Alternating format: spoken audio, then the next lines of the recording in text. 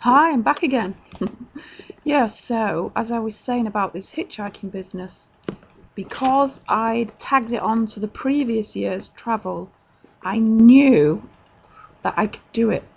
I had a direct experience of it, and I knew it was joyful and fun. And so this year, when that little bit of fear was coming up and ego was battering my mind, all I had to do was make reference to the previous year's episode, and that was what carried me through, and that's what had driven me to do it. And so I understood then that, that is why it was tagged on really to the end, to give me the experience ready for this summer when I actually got to do a big trek by hitchhiking. Yeah, and as I say, I get my first lift, and it's Solaris, this huge van Solaris, and of the light. And so I was laughing, and I get in. There's a Liverpudlian guy there, and he was asking me what I was doing, and I explained to him that I was having a bit of a challenge, and that I had to get to the far end of Scotland, and the challenge was that I had to leave the house with no money or no food, and I had to just do it purely by spirit. And I said everything would be given by spirit, and that I was allowed to receive food and donations and help along the way. I just wasn't meant to come preloaded, and I couldn't come preloaded anyway because I didn't have any money, and so it just had to be this way. I didn't have money for coaches or trains or planes and hotels and hot dinners. I didn't have that, so it was never an option anyway.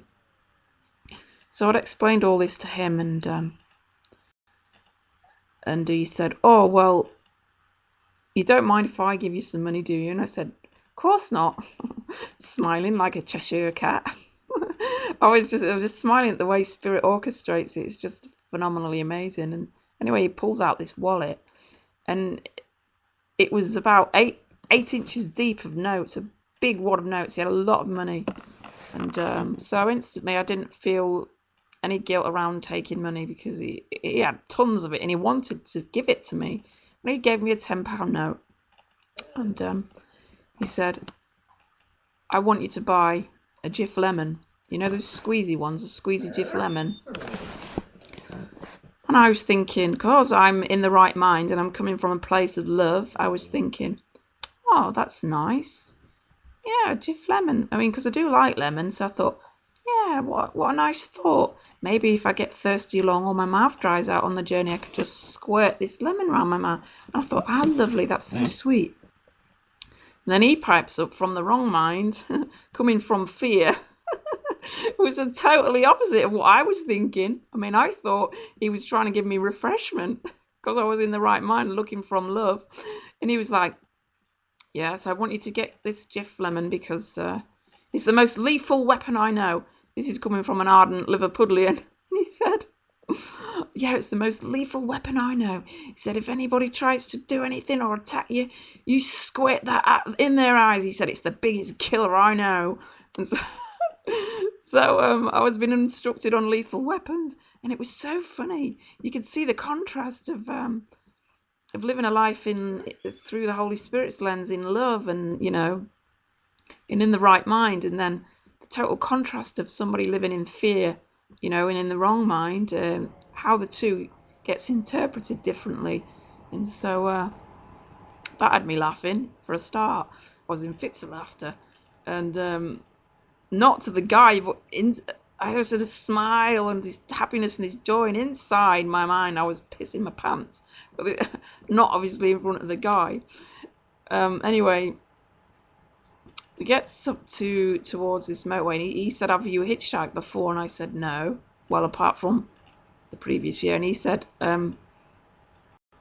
"I'll tell you the rules then." And so he starts telling me all these rules, and I thought, I'm under no rules but God's. I'm under no laws but God's, But anyway, he was insisting on telling me, and it was all part of the story, all part of the journey. It was all scripted in. So he's saying that it's you can hitchhike from a motorway island, or just up from the slip road, you know, before you get onto that slip path that leads onto the motorway.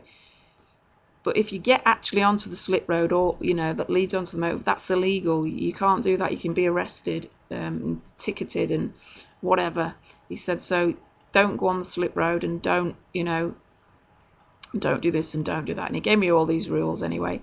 And he dropped me off at this particular island, and I was sat there at the top of this roundabout, and there's not much going on really as far as lifts was going, but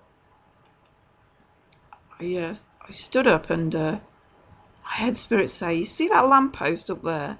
And it was pointing to the slip road, the motorway slip road. I mean, I was on the island, it's pointing to the, and I was like, yeah.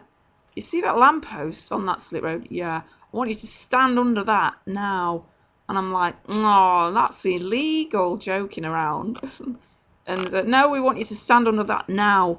So I said, okay. I always do as you say anyway.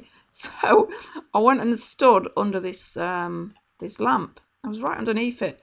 And I started being silly because I was so full of joy. And I was like doing this happy dance. And I was singing to myself and spinning around. And oh, it was so funny. But I thought nobody could see me. Anyway, about 5 minutes later, this police jeep turns up. A big Land Rover, traffic cops. And it pulls up. I'm like, holy cow, what's going on? And I just knew there was a reason for it. And so I thought, yeah, let's see what's going on here. And these cops come to me and they say, they asked me, what am I doing? And I said, oh, I've got to get to Scotland and see my family, spirit family. Like, I've got to get there. And I've got to get there on no money. You know what it's like. I said, it's tough and I've just got to be there. And so I said, I'm sorry and all that, but it's something I have to do. And they said, oh, are you okay? And I said, yeah, sure, I'm fine. There's no problems here. And then he said, you do know why we're here, don't you? And I looked at him and I'm like, not really. And he said, you know where you're standing? He said, right underneath that lamp. He said, you happen to be standing right in front of the security camera. And he said, that leads to our office. He said, we've been watching you singing and dancing for the last 5 minutes in our office. I was like, holy cow. And in my mind, I was laughing. I was like, you buggers, spirit. You knew they was watching me. I was doing a song and dance for the world to see. And then anyway, this cop was about to ticket me. And then the other cop stood at the back of the car and he calls him. He says, here a minute. And they went to the back of the Land Rover and they were chatting. And then they came back to me and they said, actually, we've decided not to press charges or anything. We've decided to help you instead. And I'm laughing. And they said, what we're going to do, we're going to put you in the truck and we're going to take you 3 junctions up. We're going to take you to a service station where there's toilets and cafes. You be able to get coffee, and there's a lot of traffic coming through. And he said it's a much safer environment, and you'll get a lift there safely. So hop in, love. So I was peeing myself laughing again. Again, it's all given. Oh, I was meant to stand under that lamppost so they could take me to a place of safety, and it was funny. Not that there's anywhere that's not safe. I mean, that's a joke in itself. So anyway, I gets up to this service station, and I went to the toilet, and I had a mooch round. And as I was coming out, I held the door open for this old guy, and he said, "Oh, thanks for holding the door open for me. I'm having an hard day." And I said, "Well, look at my backpack." I said, I think I might be about to have a bit of a long day. And he looked at my sign on my backpack and started laughing. So he goes on into the complex, and I come out, and I sit on this grass by the car park, waiting for my next lift, and just minding my own business when this car stops, and it's like, "You getting in, love?" So I said, "Oh yeah." Picks up my bag and gets in the car, and we're driving along, and it must have gone 10 miles before I even realised it was the guy I held the door open for. And I just looked at him and I went, "Was you the guy I held?" And he said, "Yeah." And we both started laughing because I didn't know for the first 10 miles that it was him. And it was so funny. And then he started sharing this story. Well, it made me think really that, what's going to happen is going to happen. Whatever lessons we need, whatever's scripted is going to happen. And there's no flies on spirit, There's no like, oh, that's too big a miracle because spirit can pull anything off. And if it's in the script, they will pull it off. And it's like this story that was told to me in the car was a perfect classic example of that. So this guy says, oh, I live in Manchester. And he said, there's just been a breaking news this week. He said there was a woman who took her, I don't know, was it 6 or 7-year-old to the supermarket. And this child wanted something and the mother refused. And so the kid had a bit of a tantrum. And while the mother was shopping, he ran off and decided that he was going to run away. And because the supermarket was close to Manchester Airport, he made his way over to Manchester Airport. And he actually got past check-in. He got past customs.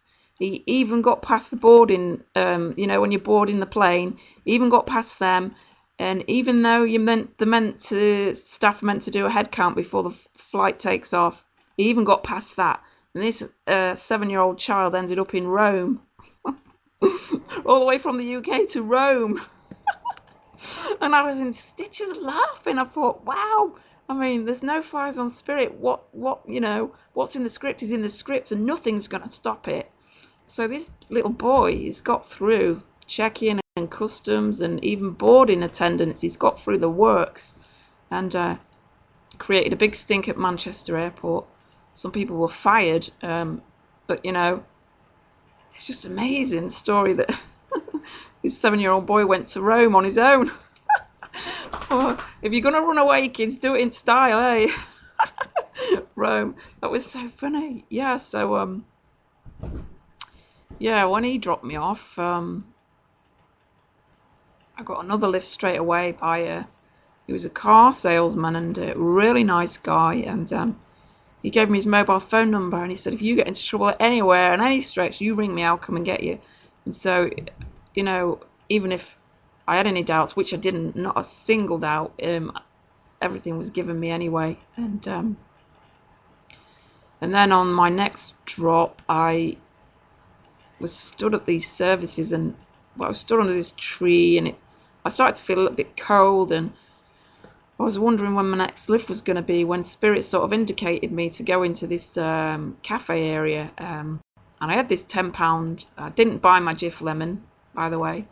Didn't feel the need to because I know who's with me and I know I'm safe and there's no danger anywhere, so I didn't really buy the Jif lemon, but I still had the £10. So Spirit was like indicating for me to walk across to this Costa cafe bar and order a coffee. And I ordered this coffee and I was sat down drinking it and I put my backpack on the chair so it was facing into the cafe area so people could see it. And then this guy was sitting next to me and I remember him because he had this beautiful lilac t-shirt on and I love lilac and it seemed to complement his really deep blue eyes. And I wondered at the time if he'd noticed the sign on my bag just sitting there, but he never said anything. And then I'd got halfway through my drink and Spirit was like, get up and walk the length of this corridor. It was a long corridor that led up to the cafe. The Spirit was indicating that I had to walk the full length of the corridor, come back to the cafe and sit down again. And so I gets up and I said, I haven't finished my tea, I haven't finished my coffee, whatever it was I was drinking at the time. I haven't finished. And they said, so, take it with you. So I puts the lid on this drink and puts my backpack back on. And then I walked the length of this corridor as I asked. And so I did the first length and then I turned around at the end and I started walking back towards the open area. It was like an open, there's no walls or windows, it was like an open area. Started walking back towards the cafe area which I just came from. And I passed the guy with the lilac t-shirt on who I'd been sitting next to. And just as I passed him, I heard this voice shouting, excuse me, love, in this Glaswegian accent. And I spun round and it was him, the guy in the lilac shirt, and he says,